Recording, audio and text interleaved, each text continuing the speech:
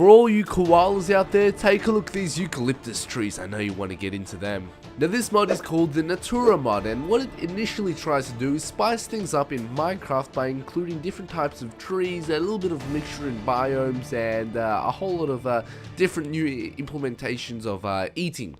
So you can actually go find different berries and blueberries, blackberries, all sorts of crazy berries and delicious food to stop killing these guys. You can actually stop and be self-sufficient on collecting berries and stop killing cows and pigs for all those vegetarian people that might like to eat some berries instead of pork chops the whole time. Maybe they'd like to eat some potatoes as well with that. So what it does is help you out by totally making yourself self-sufficient with food such as berries, if I can go try and find some, and spice up your Minecraft world by including new trees like you can see here. Over here we have different tree trunks. There's a lot of new tree types that I'll show you guys over here. Now if you're feeling a little bit Japanese, I really love these trees. They're called Sakura saplings, and just put bone meal and voila, you have a nice pink tree.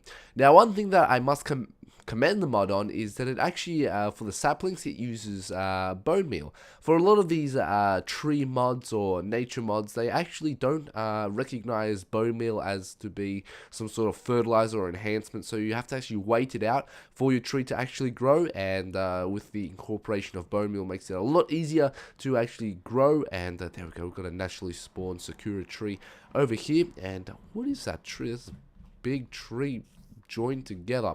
Now there are supposedly these massive gigantic trees that I've been looking around for, and I couldn't really find any. They're really in a secluded sort of a biome, rarely found, and you can actually build yourself a nice pretty big house from it. They actually go really high up into the sky, and you can't actually spawn them in. You actually have to find them, which is proving quite difficult. Now I've traveled all the way to the Nether to show you guys some of the new implementations in the Nether.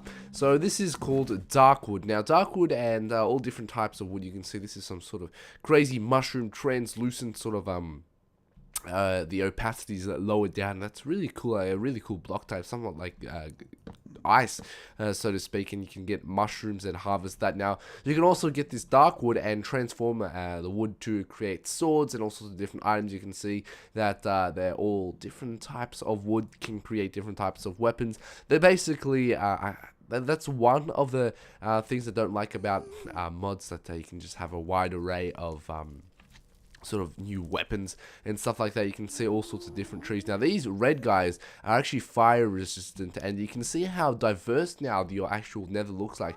It's completely mixed up and really quite interesting. Now the forum thread doesn't really explain what any of this stuff is, so it's a lot of trial and error they can do with this stuff. I have no idea what these mushrooms are for. It doesn't really say anything, and yeah, I want to find out what these mushrooms do. Wait, I'll take a little bit of investigation. So I was partially right. This is actually different forms of mushrooms, and there is a ghast throwing crazy stuff at me, that bastard. Alright, stop. Don't you dare break my door collection. Alright, so these mushroom guys are actually, you can create and harvest mushrooms from them. So we got the green glow shroom, and we got it from this one, and you can actually make mushroom soup, so that answers that query. Now you can also collect wood and create different types of doors. Say for example, they're really unique kind of door designs which I really like. Say for example the love hearts, and this is sort of a standard door, while I really haven't seen too many mods do this. So you can see a pumpkin face and just a sheer plank door, and you can see this sort of open one, very nice, and you can actually see through, so that is really awesome. I love that love heart one. It's I don't know, very nice, very nice. So this video wasn't really an in-depth look at what the Natura mod has to offer, but more of a teaser, so to speak. And you can see there's a lot more sort of objects or sort of entities. I've covered most of the awesome stuff in this mod, but there is still some awesome stuff to be discovered. For example, all the different sort of things that you can make. Basically, it kind of gets repetitive. There's like 10 trees, and then it sort of stems off that, so you can create different sort of shovels with different sorts of wood.